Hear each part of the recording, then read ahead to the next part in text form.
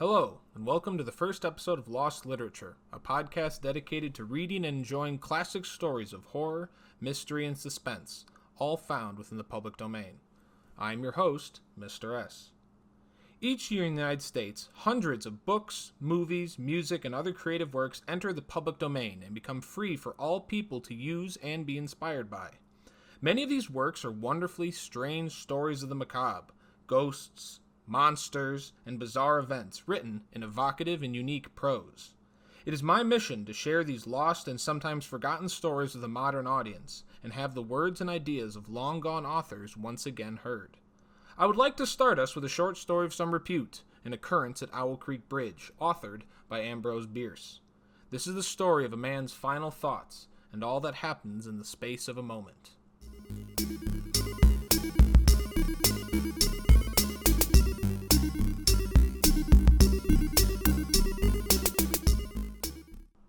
A man stood upon a railroad bridge in northern Alabama, looking down into the swift water 20 feet below. The man's hands were behind his back, the wrists bound with a cord. A rope closely encircled his neck. It was attached to a stout cross timber above his head, and the slack fell to the level of his knees. Some loose boards laid upon the ties supporting the rails of the railway supplied a footing for him and his executioners, two private soldiers of the Federal Army, directed by a sergeant who in civil life may have been a deputy sheriff. At a short remove upon the same temporary platform was an officer in the uniform of his rank, armed. He was a captain. A sentinel at each end of the bridge stood with his rifle in a position known as support, that is to say vertical in front of the left shoulder, the hammer resting on the forearm thrown straight across the chest, a formal and unnatural position, enforcing an erect carriage of the body.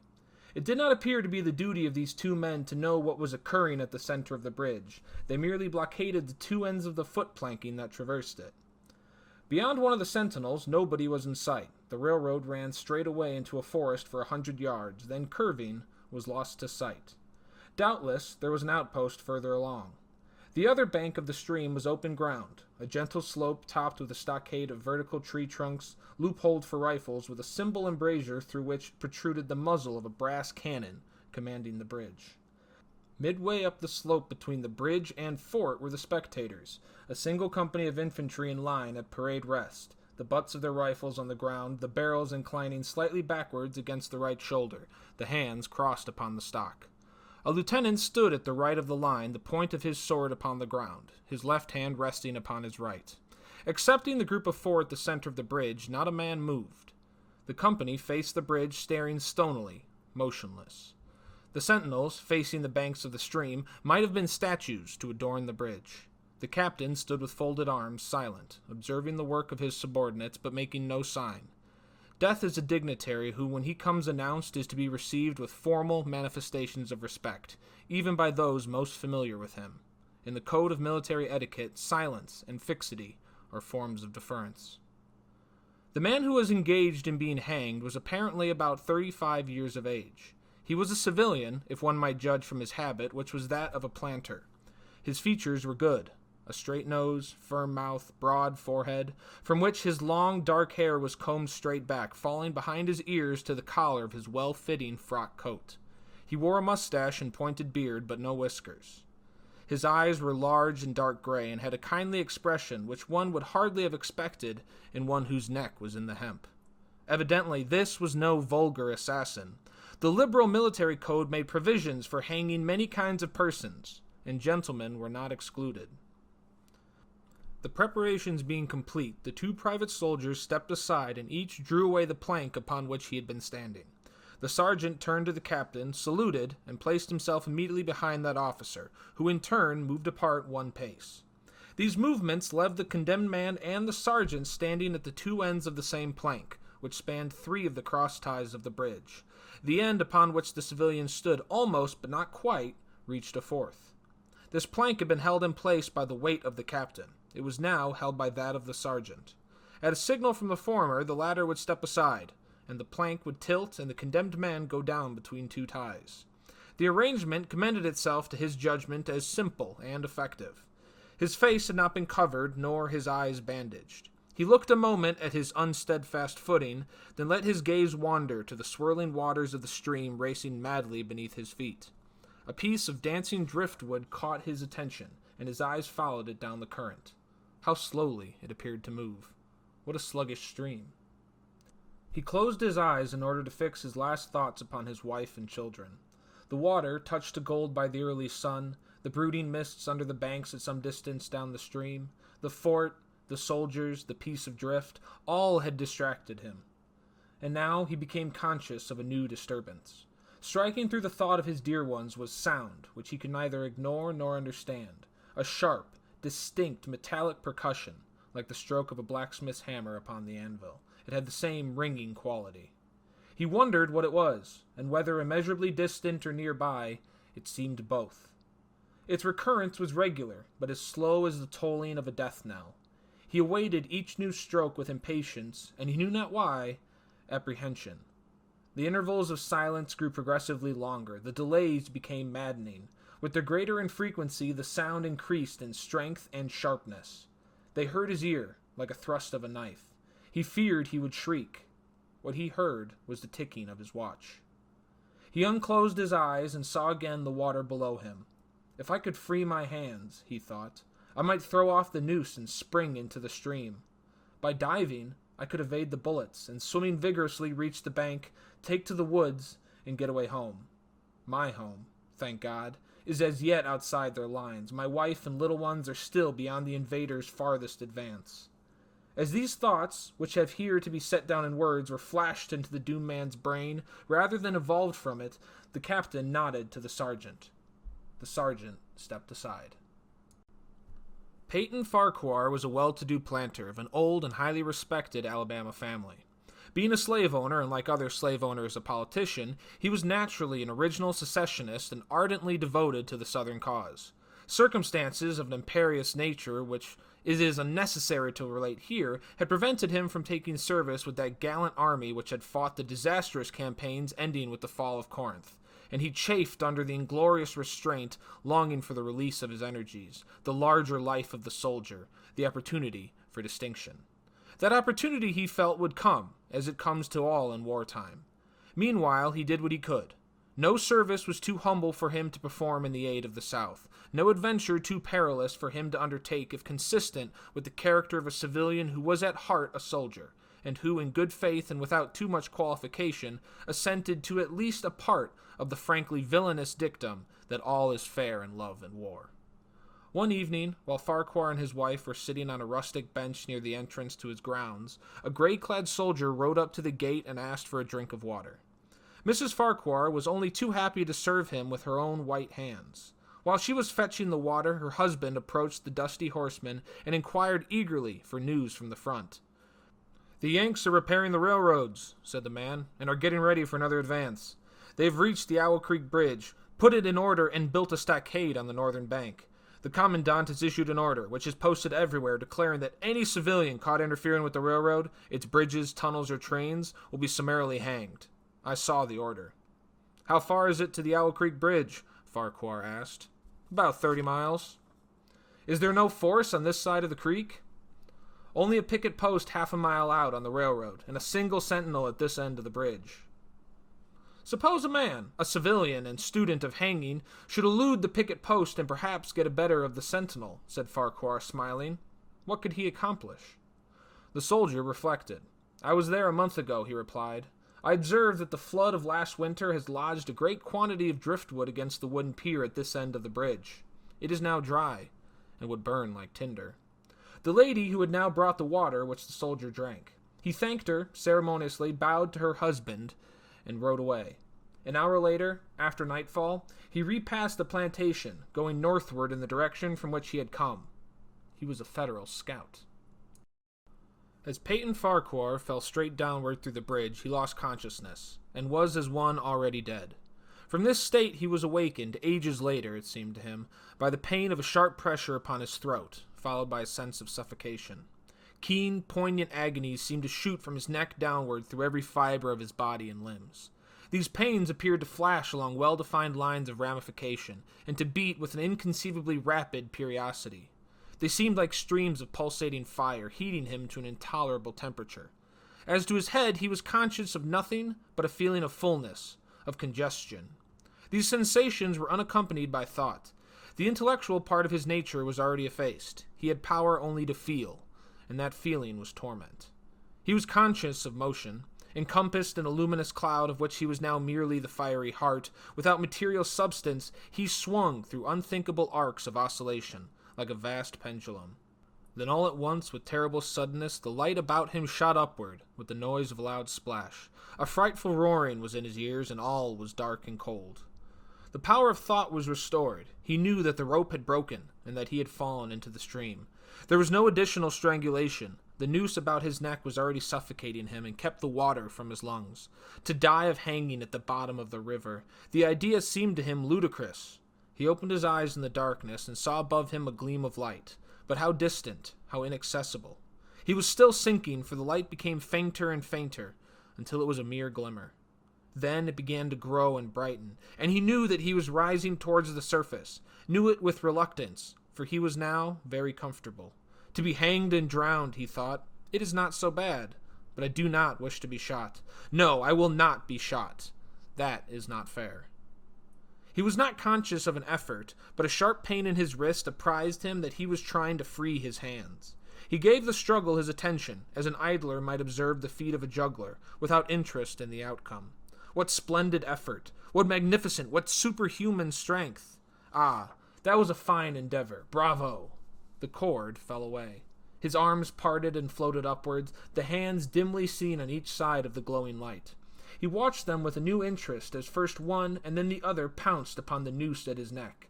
They tore it away and thrust it fiercely aside, its undulations resembling those of a water snake. "Put it back! Put it back!" He thought he shouted these words to his hands, for the undoing of the noose had been succeeded by the direst pang that he had not yet experienced. His neck ached horribly. His brain was on fire. His heart, which had been fluttering faintly, gave a great leap, trying to force itself out at his mouth. His whole body was racked and wrenched with an insupportable anguish.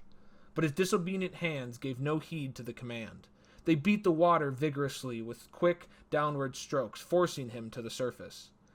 He felt his head emerge, his eyes were blinded by the sunlight, his chest expanded convulsively, and with a supreme and crowning agony, his lungs engulfed a great draught of air, which instantly he expelled in a shriek. He was now in full possession of his physical senses. They were, indeed, preternaturally keen and alert. Something in the awful disturbance of his organic system had so exalted and refined them that they made record of things never before perceived. He felt the ripples upon his face and heard their separate sounds as they struck. He looked at the forest on the bank of the stream, saw the individual trees, the leaves, and the veining of each leaf. He saw the very insects upon them, the locusts, the brilliant-bodied flies, the gray spiders stretching their webs from twig to twig.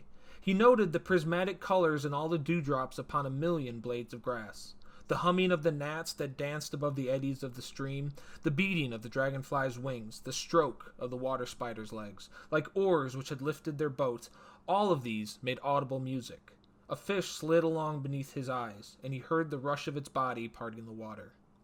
He'd come to the surface facing down the stream. In a moment, the visible world seemed to wheel slowly round, himself the pivotal point, and he saw the bridge, the fort, the soldiers upon the bridge, the captain, the sergeant, and the two privates, his executioners. They were in silhouette against the blue sky. They shouted and gesticulated, pointing at him. The captain had drawn his pistol, but did not fire. The others were unarmed. Their movements were grotesque and horrible, their forms gigantic. Suddenly he heard a sharp report, and something struck the water smartly within a few inches of his head, splattering his face with spray. He heard a second report, and saw one of the sentinels with his rifle at his shoulder, a light cloud of blue smoke rising from the muzzle. The man in the water saw the eye of the man on the bridge gazing into his own through the sights of the rifle. He observed that it was a gray eye, and remembered having read those gray eyes were keenest, and that all famous marksmen had them. Nevertheless, this one missed.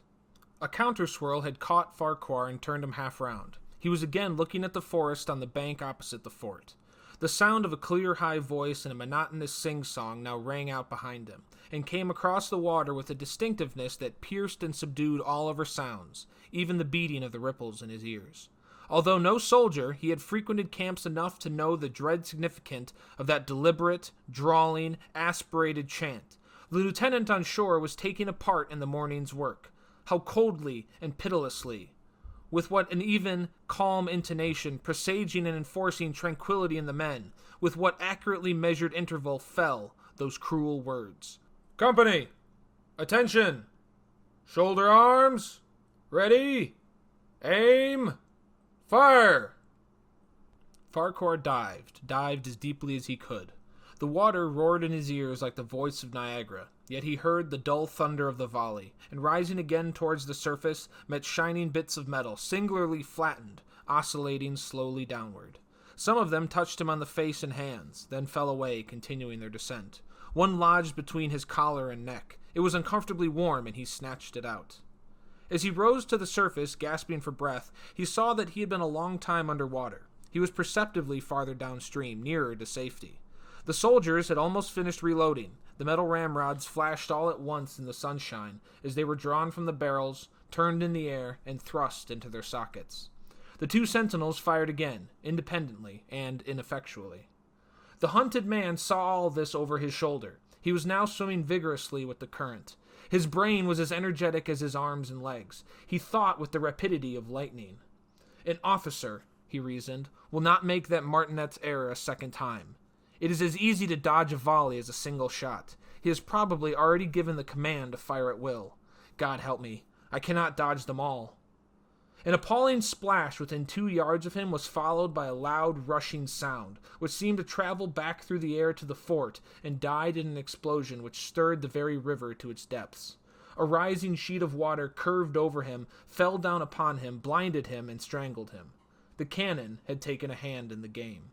As he shook his head free from the commotion of the smitten water, he heard the deflected shot humming through the air ahead, and in an instant it was cracking and smashing the branches of the forest beyond.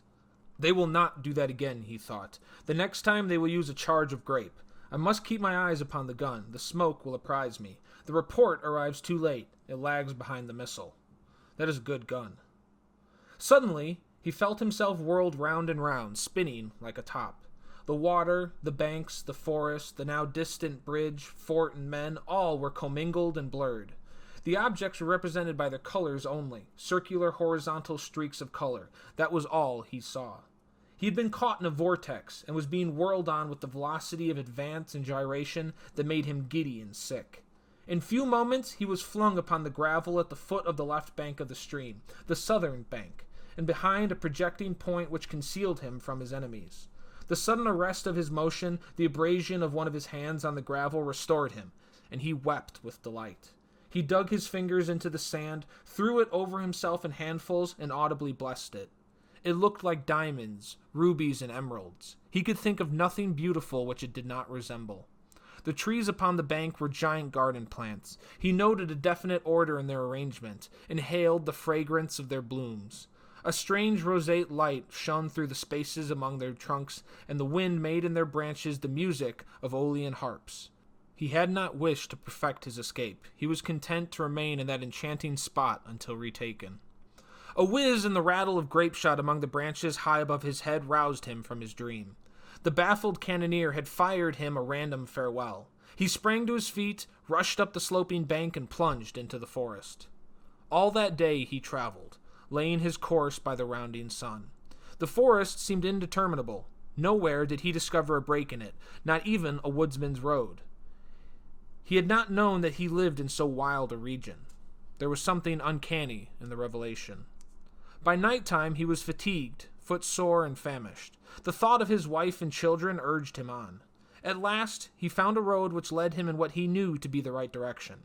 It was as wide and straight as a city street, yet it seemed untraveled. No fields bordered it, no dwellings anywhere. Not so much as the barking of a dog suggested human habitation. The black bodies of the trees formed a straight wall on both sides, terminating on the horizon in a point, like the diagram in a lesson in perspective. Overhead, as he looked up through this rift in the woods, shone great golden stars, looking unfamiliar and grouped in strange constellations. He was sure they were arranged in some order which had a secret and malign significance. The wood on either side was full of singular noises, among which once, twice, and again, he distinctly heard whispers in an unknown tongue. His neck was in pain, and lifting his hand to it, found it horribly swollen. He knew that it had a circle of black where the rope had bruised it. His eyes felt congested. He could no longer close them. His tongue was swollen with thirst. He relieved its fever by thrusting it forward from beneath his teeth into the cold air. How softly the turf had carpeted the untraveled avenue. He could no longer feel the roadway beneath his feet. Doubtless, despite his suffering, he had fallen asleep while walking, for now he sees another scene. Perhaps he has merely recovered from a delirium. He stands at the gate of his own home. All is as he left it, and all bright and beautiful in the morning sunshine. He must have traveled the entire night. As he pushes open the gate and passes up the wide, white walk, he sees a flutter of female garments. His wife, looking fresh and cool and sweet, steps down from the veranda to meet him. At the bottom of the steps she stands waiting, with a smile of ineffable joy, an attitude of matchless grace and dignity. Ah, how beautiful she is. He springs forward with extended arms. As he is about to clasp her, he feels a stunning blow upon the back of the neck. A blinding white light blazes all about him with the sound of the shock of a cannon. Then all is darkness and silence. Peyton Farquhar was dead. His body, with a broken neck, swung gently from side to side beneath the timbers of the Owl Creek Bridge.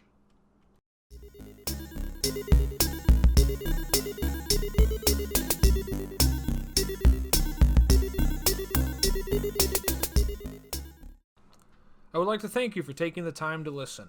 I look forward to you joining me again in the future for another story. If you enjoyed this, please spread the word and encourage others to give us a listen. Lost literature will always be offered for free for anyone to listen to. You can find it all over the web wherever podcasts are offered.